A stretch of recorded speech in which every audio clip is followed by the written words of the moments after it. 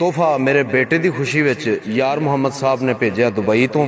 Cake ਭੇਜਿਆ, ਉੱਤੇ photo ਲੱਗੀ ਹੈ, ਮੈਂ ਆਪਣੇ ਪੁੱਤਰ ਨੂੰ ਚੁੱਕਿਆ।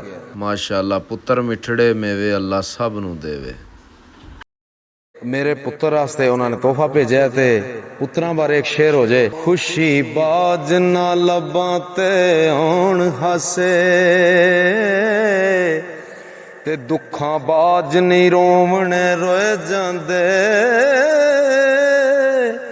ਦਰਦਾਂ ਬਾਜ ਨਹੀਂ ਕਾਲਜ ਸ਼ੇਕ ਹੁੰਦੇ, ਤੇ ਸ਼ੇਕਾਂ ਬਾਜ ਨਹੀਂ ਮੋਤੀ ਪਰੋਏ ਜਾਂਦੇ, ਕਰਮਾਂ ਬਾਜ ਨਾ ਖੇਡਦੇ ਲਾਲ ਚੋਲੀ, ਚੂਲੇ ਪਾ ਨਹੀਂ ਚੂਲ ਚਲੋਏ ਜਾਂਦੇ, ਪੁੱਤਰ ਹੋਣ ਤੇ ਜਗ ਤੇ ਨਾ ਰਹਿੰਦਾ, ਪੈਸੇ ਨਾਲ ਨਹੀਂ ਧੋਵਣੇ ਧੋਏ ਜਾਂਦੇ।